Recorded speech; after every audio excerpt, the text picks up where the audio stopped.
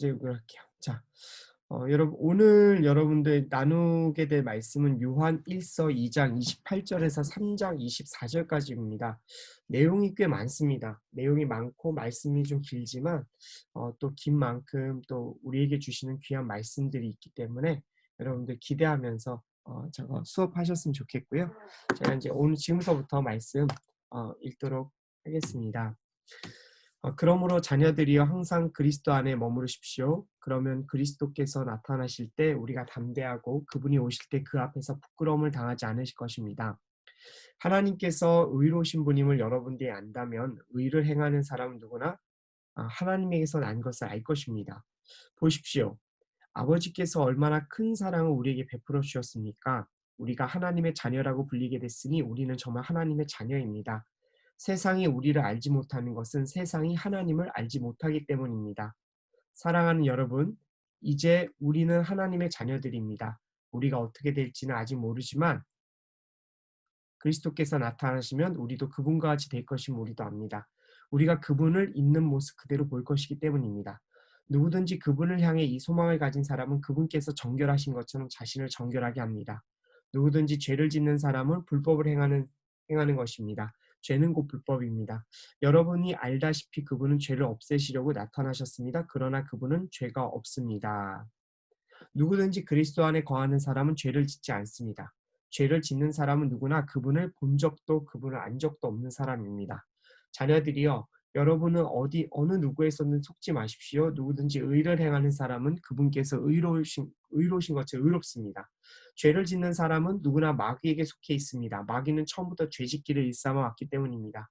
하나님의 아들이 나타나신 것은 마귀의 일을 멸하시기 위한 것입니다. 누구든지 하나님께로부터 난 사람은 죄를 짓지 않습니다. 그 사람 안에 하나님의 씨가 있기 때문입니다. 그는 하나님에서 났기 때문에 죄를 지을 수 없습니다. 이로써 하나님의 자녀가 마귀의 자녀가 분명히 드러납니다. 누구든지 의를 행하지 않는 사람이나 자기 형제를 사랑하지 않는 사람은 하나님께 속해 있지 않습니다. 여러분이 처음부터 들은 소식은 이것인데 곧 서로 사랑하라는 것입니다. 우리는 악한 자에게 속해 자기 동생을 죽인 가인처럼 되지 말아야 합니다. 대체 왜 가인이 동생을 죽였습니까? 그것은 자신의 행위는 악하고 동생의 행위는 의로웠기 때문입니다. 형제들이여, 세상이 여러분을 미워하더라도 이상하게 여기지 마십시오. 우리가 알다시피 우리는 죽음에서 생명으로 옮겨졌습니다. 이것을 아는 것은 우리가 형제를 사랑하기 때문입니다. 사랑하지 않는 사람은 죽음에 머물러 있는 사람입니다. 누구든지 자기 형제를 미워하는 사람은 살인자입니다. 여러분이 알다시피 살인자는 누구든지 그 안에 영생을 소유하지 못한 사람입니다. 예수 그리스도께서 우리를 위해 자기 목숨을 내놓으셨습니다. 그래서 우리가 사랑을 알게 됐습니다. 그러므로 우리도 형제들을 위해 우리 목숨을 내놓는 것이 마땅합니다. 누구든지 자기 재물을 갖고 있으면서 자기 형제나 자매의 궁핍함을 보고도 도와줄 마음이 없다면 어떻게 그 사람 안에 하나님의 사랑이 있다고 하겠습니까? 자녀들이여, 우리가 말과 혀로만 사랑하지 말고 행동과 진실함으로 사랑합시다. 이렇게 행해야 우리가 진리에 속한 줄 알고 하나님 앞에서 확신을 갖게 될 것입니다. 혹시 우리 마음에 가책을 받는 일이 있다 할지라도 우리가 확신을 가져야 하는 것은 하나님은 우리의 마음보다 크시고 모든 것을 아시기 때문입니다. 사랑하는 여러분, 만일 우리 마음에 가책을 받는 것이 없다면 우리는 하나님 앞에서 떳떳하고 우리가 구하는 것은 무엇이든지 하나님에게서 받습니다. 우리가 하나님의 계명을 지키고 하나님 앞에서 기뻐하시는 일을 행하기 때문입니다. 하나님의 계명은 이것이니 곧 하나님의 아들 예수 그리스도의 이름을 믿고 하나님께서 우리에게 계명을 주신 대로 서로 사랑하는 것입니다. 하나님의 계명을 지키는 사람은 하나님 안에 있고 그 사람 안에 계십니다. 하나님께서 우리에게 주신 성령을 통해 하나님이 우리 안에 계시는 것을 압니다. 아멘. 어, 저기 사라, 혹시 뭔가 끊기거나 무슨 일이 있으면 저한테 전화를 좀 부탁드리겠습니다. 네, 전화 주시면 제가 바로 조치할게요. 제가 이제 카톡이나 이런 건 지금 거의 못 보니까요. 전화로만 해주시면 좋을 것 같습니다. 네, 알겠습니다. 네. 자, 지난주 본문이 이제 바로 사도 사도 요한이 이제 성도들을 향한 신앙적인 격려 후에 세상 사랑하지 말고 예수 그리스도를 부인하는 적그리스도를 경계하라고 촉구했던 게 이제 지난번 강의였습니다. 네. 기억나시죠? 네. 그래서 예수 그리스도를 부인하는 적그리스도를 경계를 하라라고 이제 지난주 강의 때 얘기를 했고요. 이번 주 강의는 뭐냐? 이제 본과에서 말씀이 뭘 이야기하는 거냐면 요한은 성도의 신분이 하나님의 자녀라는 사실을 밝혀줍니다. 우리 모든 성도 사람들이 신분이 있잖아요. 근데 이제 다 신분을 밝힐 때는 뭐 직업도 밝히고 직위도 밝히고 어느 소속을 밝히는데 성도의 신분은 바로 하나님의 자녀라는 것을 이제 보여줍니다. 그리고 이제 성도가 바로 하나님의 자녀이면 근데 그럼 어떻게 바로 그 삶에 합당한 삶을 살아야 되는지를 이제 우리에게 알려주는 게 이제 오늘 본문이고요. 마지막으로 하나님의 자녀답게 살아갈 것을 권면합니다. 자, 그래서 이제 이번 주에 배우는 건 뭐냐면, 자, 성도가 하나님의 자녀로서 보여준 특징이 뭐냐? 성도로서 이렇게 주님 자녀로서 무엇을 지금 보여주고 있는가? 그리고 성도가 이 세상을 살아가면서 삶 속에서 증거해야 되는 거룩함들을 이제 제시를 해줍니다. 네, 거룩함을 제시해 주고요. 그다음에 성도와 마귀의 자녀를 대비해 가지고요. 성도가 세상 사람들과 구별된 존재를 끊임없이 성화해야 된다라고 이렇게 강조해 주고 있습니다. 이게 이번 주 이제 우리가 배울 내용인데요.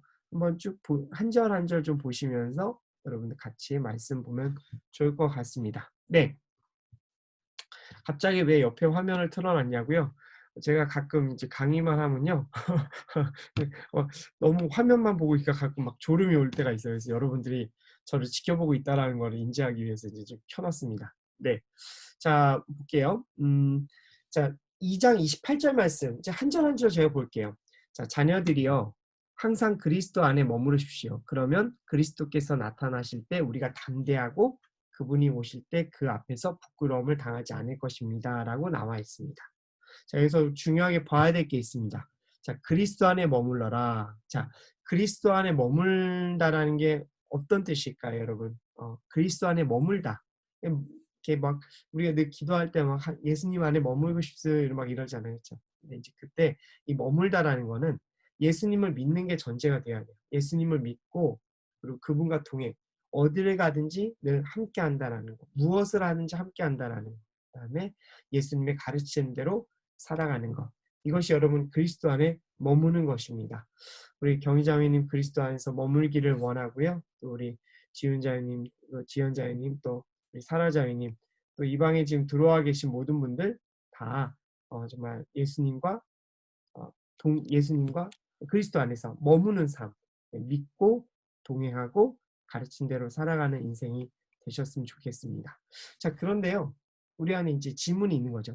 그러면 왜 우리가 그리스도 안에서 머물러야 하는가? 자, 이제 오늘 2장 28절은 딱 이렇게 정해져 있어요. 뭐라고 그랬냐면 바로 주님의 재림 때 부끄러움을 당하지 않기 위해서라고 그러기 위해서는 예수님 안에 머물러야 된다라고 합니다. 자, 여기서의 부끄러움이 무엇인가? 수치, 또 치욕, 또 당하지 않은 뭐 그런 건데요. 여러분 잠시만요. 제가 지금 잠깐 아버지한테 전화가 왔는데요. 아, 그래요. 전화 끊겼습니다. 제가 잠깐만 여러분들 좀 잠깐 기다려 주세요. 제가 좀 네. 네, 잠깐만 기다려 주십시오. 네. 네. 제가 비디오 잠깐만 중지할게요. 네.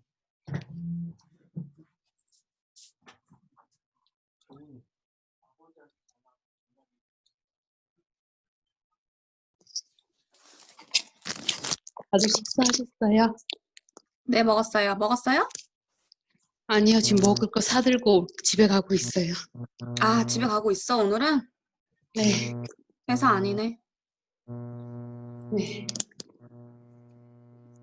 뭐 지연아, 밥 샀어? 먹었어? 고구마? 네. 저는 과일 밥 먹고 먹었어. 여러분 언니 뭐 먹었어요? 과일 먹고 있어요. 네. 봐.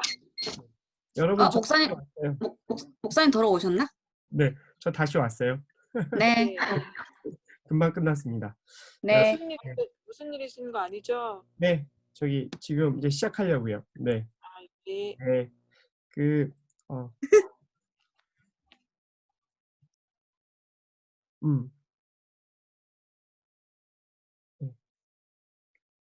아, 여러분 잠깐만요. 지금 음, 이렇게 잠깐만 좀 기다려 주세요. 네. 네, 잠시만요. 네, 네. 편하게 하십시오.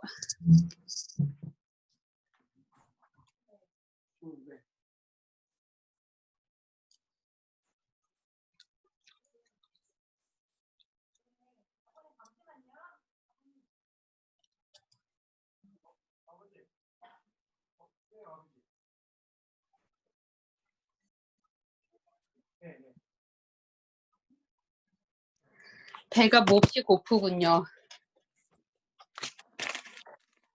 좀 먹어. 네, 먹으려고요.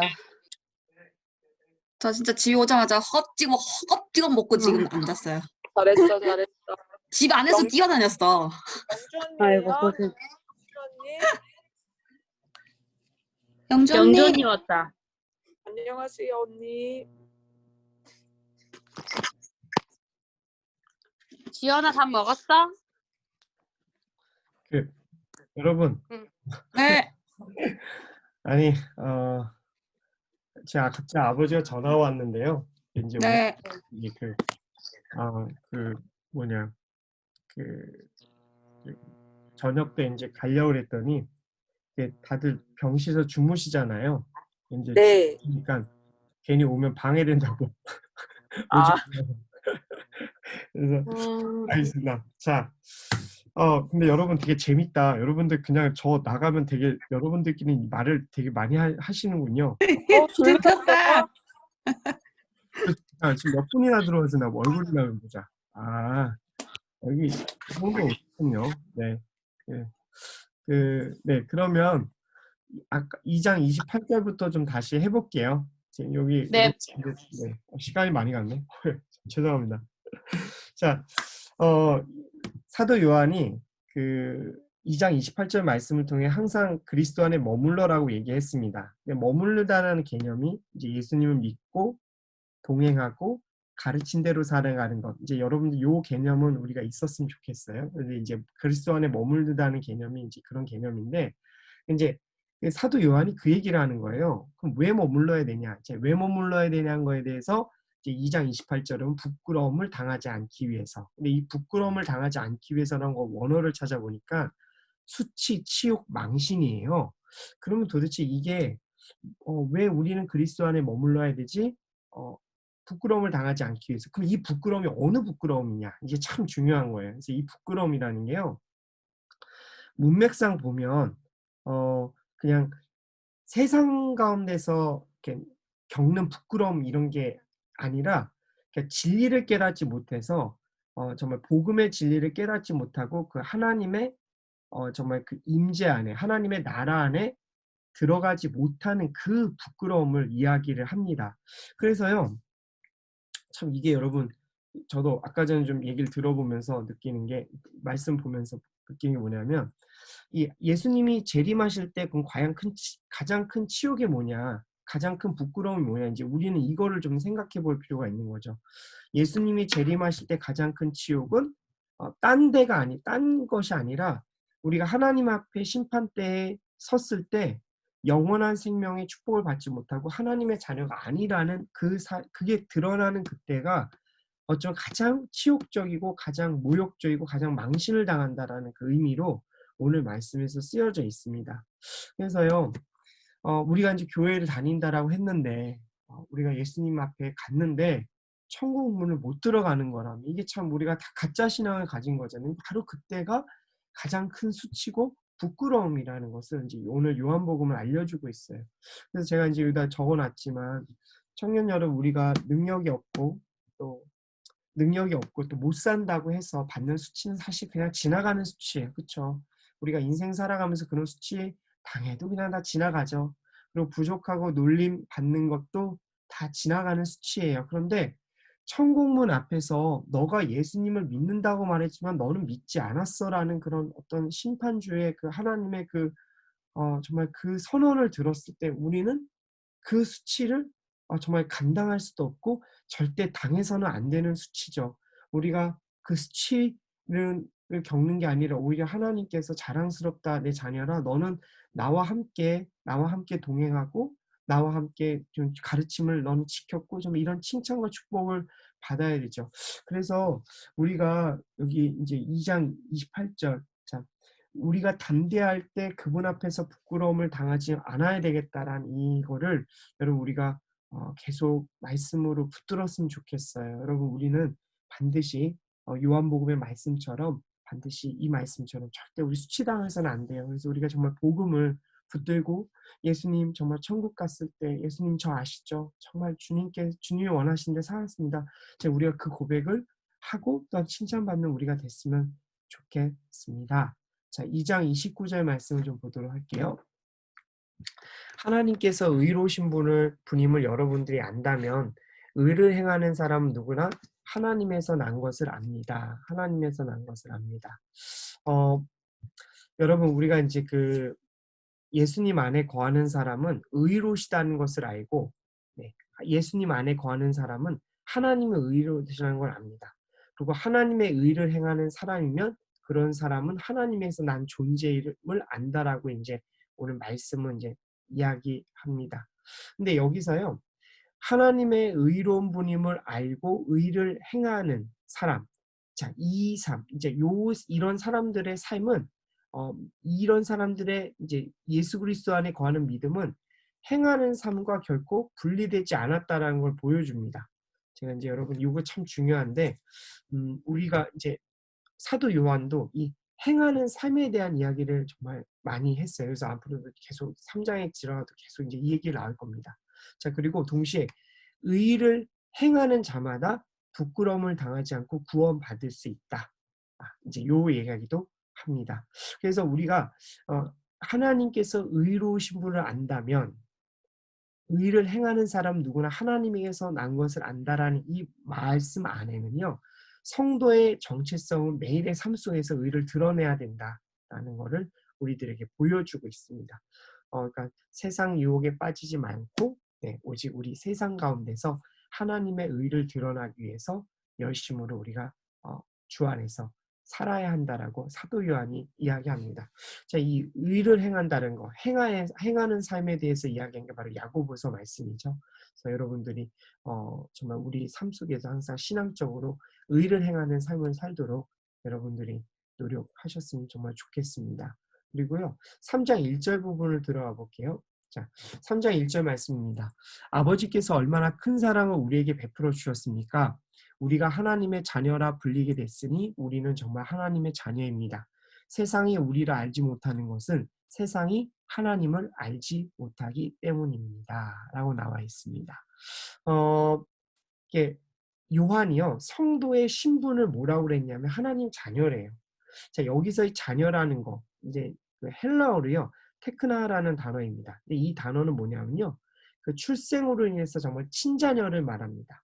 그러니까 요한은요, 성도는 하나님께서 나온 진짜 친자녀라고 이렇게 말씀을 하고 있고요. 근데 또 참고로 다른 헬라어 히오스라는 단어가 또 있는데 이거는 이제 하나님이 양자됐다라는 단어를 또 말할 때 이 단어가 쓰여집니다. 바울 서신서에 나왔죠.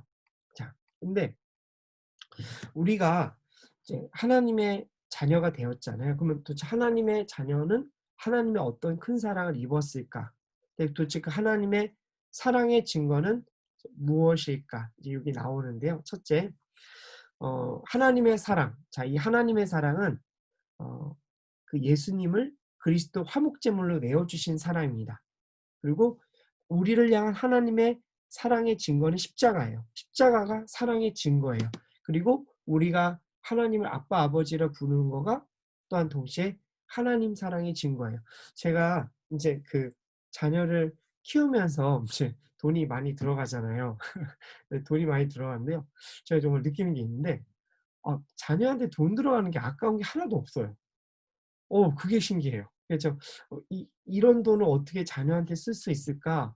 이 모아둔 돈 어떻게 자녀한테 쓰지? 이런 개념이 아예 없어요. 근데 자녀한테는 그냥 쓰는 거예요. 이게 부모가 되니까 아버지나 어머니가 왜 그동안 모아놓으셨던 그 돈을 그냥 주시는가? 왜 많은 부모들이 자녀들에게 재산을 물려주고 싶을까? 그러니까 자기가 갖고 있는 것보다 자녀에게 주는 걸 더 기뻐하는 거예요. 근데 여러분 이게요. 이게 정말 이 말은 그렇잖아요. 그러니까 하나님이 갖고 있는 거 모든 거 다 우리에게 주고 싶으신 거예요. 그게 하나님 아버지의 마음이고 그래서 우리를 아빠 아버지라고 우리는 부를 수 있는 거죠. 근데 이제 우리가요. 이 사랑을 왜 빨리 깨닫지 못할까? 이게 똑같은 것 같아요. 이제 어릴 때 하나님을 알지만 하나님의 그 은혜를 모르잖아요. 그쵸? 크면서 우리가 크면서 부모님의 은혜를 알듯 우리도 이렇게 하나님의 은혜를 크면서 알아가는 것 같아요. 근데 여기서의 크는 거는 정말 나이하고는 상관이 없는 것 같아요. 이건 영적 성숙, 영적인 어른이 되어가는 거라고 좀 믿습니다. 사랑하는 여러분, 우리 다 하나님 사랑을 우리 믿고 있잖아요. 그렇죠? 그리고 우리는 하나님께서 그리스도를 화목제물로 주셨고 또 십자가에 못 박게 하셨고 또 우리가 하나님을 아빠 아버지라고 부를 수 있도록 허락해 주신 것만으로도 하나님의 크신 기적을 그 하나님의 큰 은혜를 깨달아 알았으면 좋겠습니다. 상상할 수 없는 하나님의 은혜가 여러분 모두에게 있기를 원합니다. 자, 3장 2절 말씀 볼게요. 자, 사랑하는 여러분, 이제 우리는 하나님의 자녀들입니다. 우리가 어떻게 될지 아직 모르지만 그리스도께서 나타나시면 그분과 같이 될 것임을 우리가 압니다. 우리가 그분을 있는 모습 그대로 볼 것이기 때문입니다. 여러분, 우리 그리스도께서 나타나시면 단어 있죠. 이게 뭐예요? 재림이에요, 재림. 그러니까 예수님께서 직접 이 땅에 오실 때 우리는 예수님과 같은 몸으로 완전한 육과 완전한 하나님의 그 신성을 다 같이 갖고 있는 예수님처럼 우리 몸도 부활할 것이고 시간과 공간을 초월하는 몸으로 바뀌게 될 것임을 우리 성경은 이야기해주고 있는데 사도 요한이 말하고 있는 거예요.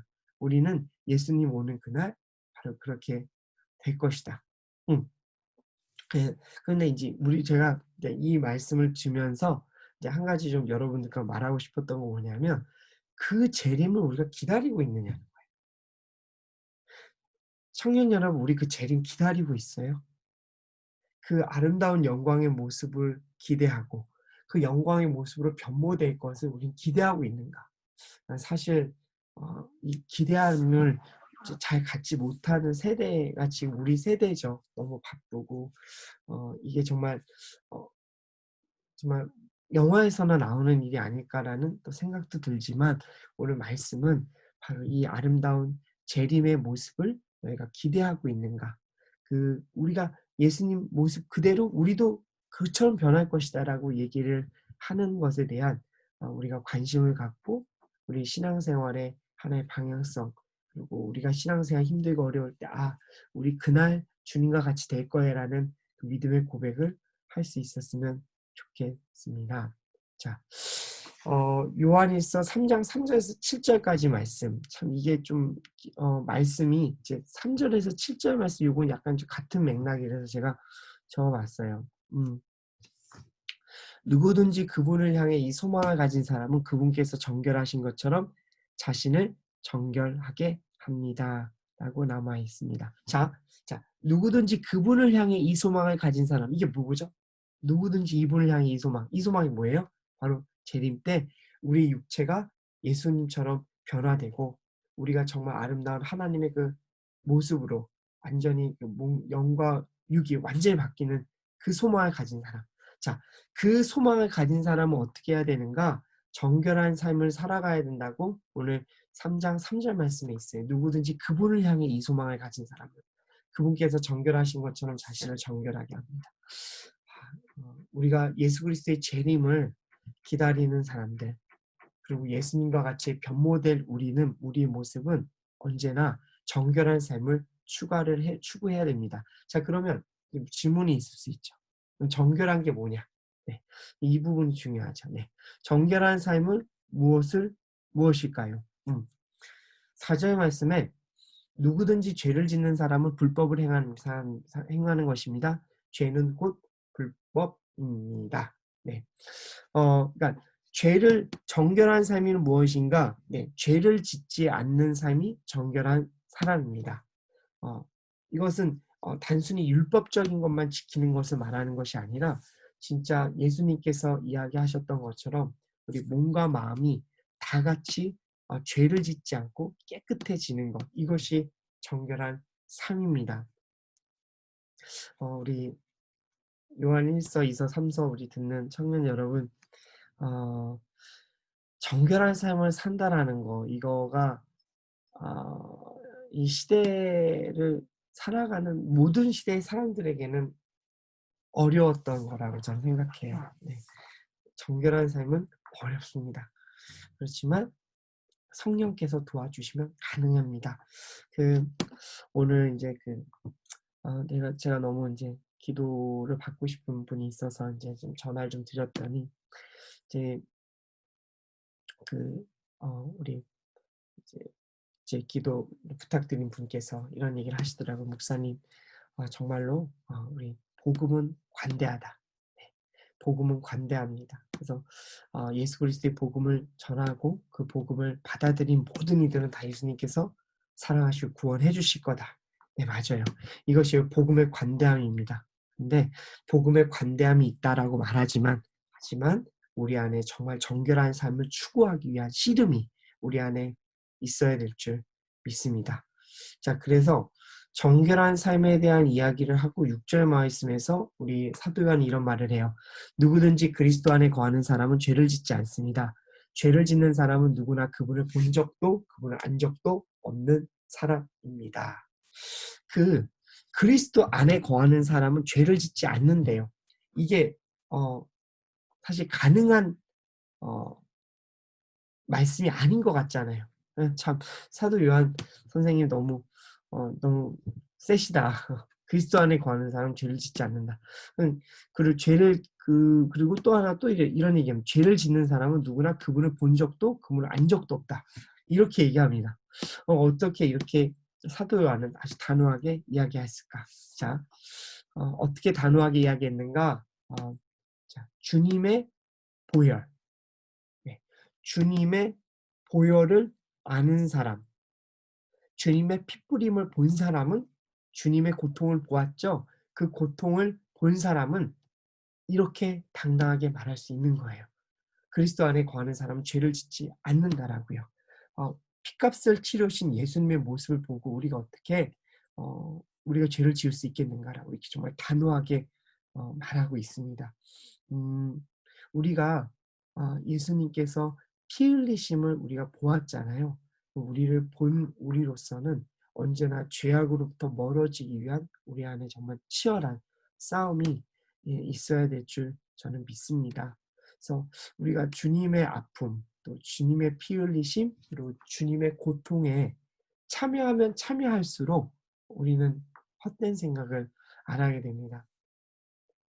제가 어제 이후 이제 어머님 소식 듣고 이제 이런 일상의 시간을 보내면서 참 너무 마음에 이제 괴로운 건 있는데요. 모든 잡념이 다 사라지는 거예요. 잡념이 다 사라져요. 네. 그냥 어머니 건강하셨으면 좋겠고, 정말 하나님 예수 그리스도 안에서 복음 꼭 굳게 믿었으면 좋겠고, 그 생각만 드는 거예요. 다른 생각 아무것도 없어져요. 여러분, 예수 그리스도를 본 자는, 예수 그리스도의 피 흘림을 본 자는 정말 정결한 삶을 살 수가 있습니다. 이건 진짜예요. 그래서 여러분들 반드시 주 안에서 정말 주님만을 바라보는 우리 되길 원합니다. 3장 8절 말씀 제가 읽어드릴게요. 죄를 짓는 사람은 누구나 마귀에게 속해 있습니다. 마귀는 처음부터 죄짓기를 일삼아 왔기 때문입니다. 하나님의 아들이 나타나신 것은 마귀의 일을 멸하시기 위한 것입니다. 자, 죄를 짓는 사람은 마귀에게 속해 있다. 마귀는 처음부터 죄짓기를 일삼아 왔다. 하나님의 아들이 나타나신 것은 마귀의 일을 멸하시기 위한 것이다. 자, 3장 1절에서 7절까지는요. 주님을 본, 주님에 속한 성도들이란 어떤 존재이냐 이제 나와 있어요. 불법을 행하지 않은 사람, 정결한 삶을 산다. 자, 이렇게 얘기했는데 8절부터 뭐냐면 죄를 짓는 자는 마귀에 속해 있다라는 거. 그걸 이야기하고 싶은 거예요. 자, 그리고 그렇지 마귀에 속해 있지 않은 자들과의 그 비교가 3장 8절에서부터 시작이 됩니다. 그래서 죄에 속한 자는 마귀에 속해 있다라고 포문을 열고 9절 말씀에서 이렇게 말합니다. 누구든지 하나님께로부터 난 사람은 죄를 짓지 않습니다. 그 사람 안에 하나님의 씨가 있기 때문에 그렇습니다. 그는 하나님에게서 났기 때문에 죄를 지을 수 없습니다라고 이렇게 나와 있습니다. 여러분, 여기서 하나님, 사람 안에 있는 하나님의 씨라는 게 도대체 무엇인가? 좀 궁금하지 않으세요? 자, 궁금합니다. 저는 궁금했습니다. 이 과연 하나님의 씨란 무엇일까? 얼핏 말씀이라는 건 알겠는데 성령이라는 것까지 몰랐어요. 근데 이제 이번에 저도 준비하면서 그렇구나. 하나님의 씨란 바로 말씀과 성령을 뜻하는 것이구나. 여러분, 우리는 하나님의 씨를 갖고 있습니다. 여러분, 그렇지만 우리는 씨를 갖고 있는 데서만 멈춰서는 안 되고요. 반드시 그 씨가 열매를 맺도록 우리가 정말 우리 안에 정말 영의 그 강건함과 육의 정말로 강건함을 같이 추구해야 될 줄 믿습니다. 그래서 사랑하는 우리 청년 여러분, 늘 말씀과 성령 안에 붙들려 있으시길 바랍니다. 자, 3장 11절에서 12절 말씀 볼게요. 여러분이 처음부터 들은 소식은 이것인데 곧 사랑하라는 것입니다.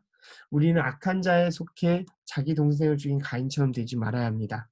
대체 왜 가인이 동생을 죽였습니까? 그것은 자기의 행위는 악하고 동생의 행위는 의로웠기 때문입니다. 자, 서로 사랑하라. 자, 서로 사랑하라는 것을 사도 요한은 되게 처음부터 교회의 어떤 교회를 세워감에 있어서 또 교회 복음을 전하는 데 있어서 항상 중요하게 했던 것이 바로 서로 사랑하라는 것입니다. 그리고 서로 사랑하는 자, 그리고 이 서로 사랑하는 자와 그리고 악에 속한 자에 대한 이야기를 합니다. 자, 가인은요, 지금 여기 보시면 12절에 우리는 악한 자에게 속해 자기 동생을 죽인 가인처럼 되지 말아야 합니다. 자, 그 가인은 악한 자에게 속했다라고 말합니다. 결국 마귀의 자녀일 수밖에 없다. 근데 왜 그러면 동생을 이렇게 죽여야만 했는가? 네, 사실 이 성도라 하여도요, 우리가 이제 인간의 연약함을 갖고 있잖아요.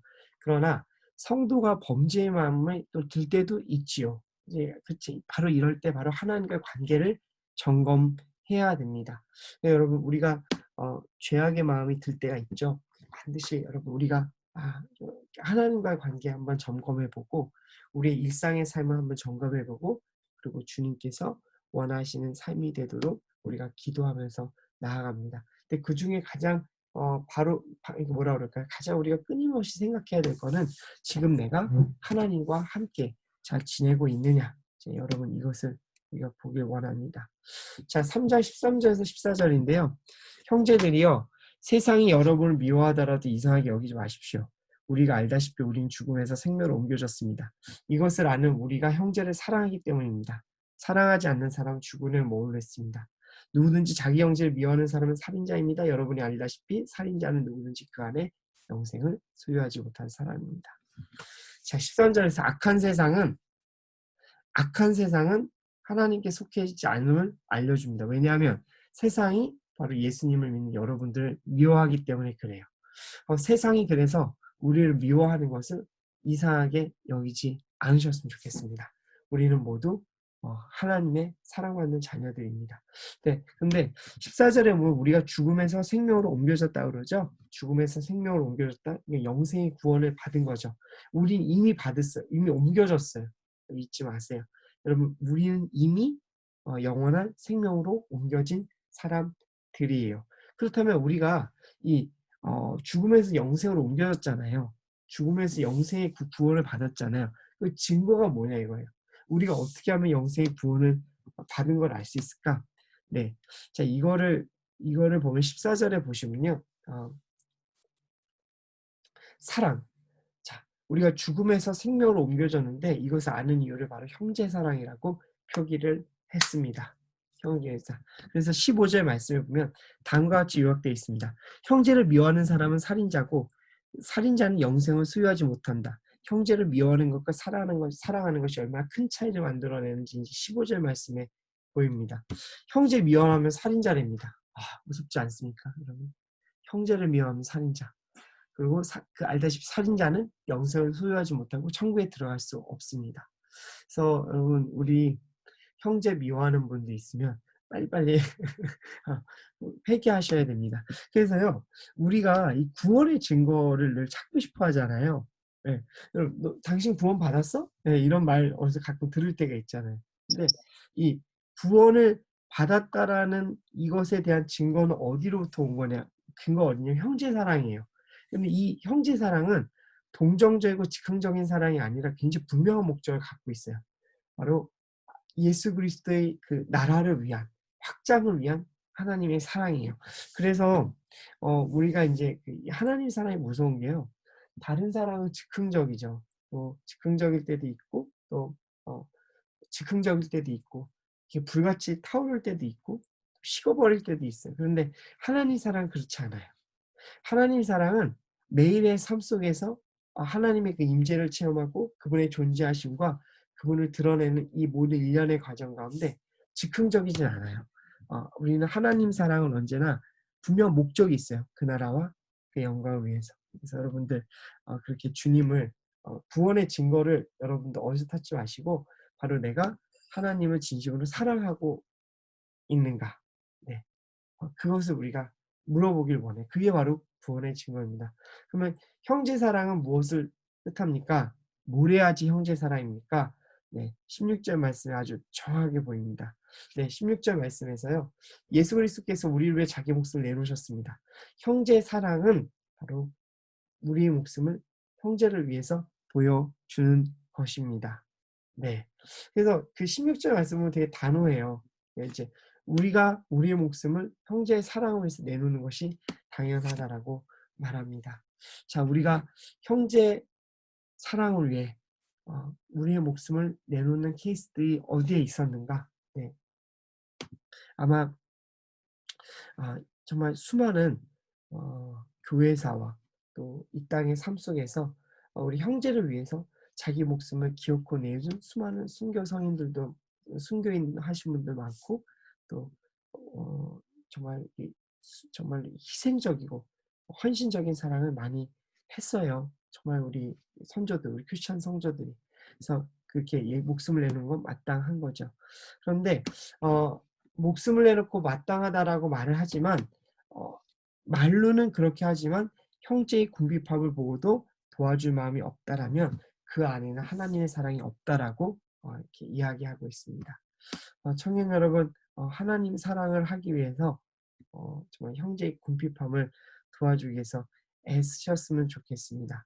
자, 그리고 이제 이렇게 이제 세상에 재물을 갖고 궁핍한 형제를 도와주고 말과 혀로만 사랑하는 것이 아니라 행동과 진심으로 사랑해 줄 때, 네. 근데 그렇게 말로는 그렇게 하지만 정말로 만약에 궁핍한 형제를 재물을 갖고 해도 도와주지 않는다면 진짜 사랑이 아니다라는 것도 이야기해 주고 있습니다. 그리고 이것을 통해서 결국 우리는 우리의 소속이 분명해집니다. 어떤 소속이냐? 네, 바로 그것은 하나님께 속해져 있다라는 것이죠. 그 예, 우리 사람도요, 영의 소속이 분명해야 돼요. 어, 여러분, 우리가 하나님께 속해져 있지 않으면요, 우리는 담대하지 못하고 용기를 가질 수가 없어요. 그게 인간의 본성입니다. 소속이 확실해요. 여러분, 그렇지 있잖아요. 막 소속이 확실한 뭐 이렇게 조직원들, 막 소속이 확실한 군인들, 뭐 정말 이렇게 소속에 뭉치면 이렇게 용기가 나잖아요. 그것처럼 우리는 하나님의 소속이라는 사실을 분명히 깨달아 알았으면 좋겠습니다. 자, 20절에서 24절 말씀을 좀 보면요. 사랑하는 여러분, 만일 우리가 마음에 가책받을 것이 없다면 우리는 하나님 앞에서 떳떳하고 우리가 구하는 것은 무엇이든지 하나님에게서 받습니다. 우리가 하나님의 계명을 지키고 하나님 앞에서 기뻐하시는 일을 행하기 때문입니다. 하나님 앞에서 떳떳하다. 하나님 앞에서 떳떳하다라는 것은 아주 매우 되게 간결한 얘기입니다. 뭐냐면 하나님께 떳떳하다는 것은 계명을 지킴고, 계명을 지키는 이유면 하나님께 떳떳해지고 또 그분을 기뻐하는 거, 그러니까 그분을 사랑하는 거죠. 그렇게 됐을 때 우리가 하나님 앞에 떳떳합니다. 자, 그럴 때 하나님은 무엇이든지 우리에게 주신다라고 말씀하십니다. 자, 이런 사람에게서 원하는 이런 사람, 그리고 이런 사람들은 하나님께 구하는 것도 조차도 주님이 기뻐하시는 거라고 저는 믿습니다. 그러면 하나님께서 원하시는 건 뭐냐? 우리가 하나님께서 원하시는 거, 정말 하나님께서 원하시는 그것이 무엇인지를 캐치하는 것이 중요한데, 자, 요한 1서는요, 바로 사랑이라고 얘기합니다. 사랑. 그러니까 사랑 안에 거하면 우리가 하나님 안에 있고, 그리고 하나님이 우리 안에 있고, 그래서 하나님의 안에서 하나님의 뜻대로 구하는 사람에게 있어서 축복은 뭐냐? 기도의 응답이라는 것이죠. 네. 하나님의 계명은 이것이니 곧 하나님의 아들 예수 그리스도 이름 믿고 하나님께서 우리에게 주신 계명은 그대 주신 대로 서로 사랑해라. 예수님을 믿는 것, 이게 정말 중요한 일계명이죠. 저희 첫 번째 이 말씀에서 정말 가장 중요한 걸 하고, 그리고 나서 하나님께서 우리 계명 주신 그대로 서로 사랑하라는 거. 참 그래서 그 사도 요한이 이 사랑에 대한 이야기를 얼마나 많이 요한 1서에서 하고 있는지 모르겠습니다. 그리고 하나님의 계명을 지키는 사람은 하나님 안에 있고 하나님은 그 사람 안에 있다 합니다. 이 계명을 지키는 문제도 굉장히 중요한데요. 우리가 이 계명을 지키는 것이 자꾸 계속 뭔가 율법주의라고 생각하는데 아닙니다. 계명을 지키는 것은 하나님께서 원하시는 삶을 살아가고 그분을 사랑하는 것입니다. 그래서 우리가 더욱더 주님을 의지하고 살아갈 때 하나님의 계명을 지키고자 노력을 해야 됩니다. 여러분 잠시 이제 그 오디오 좀 잠깐 우리 음소거 좀 잠깐 다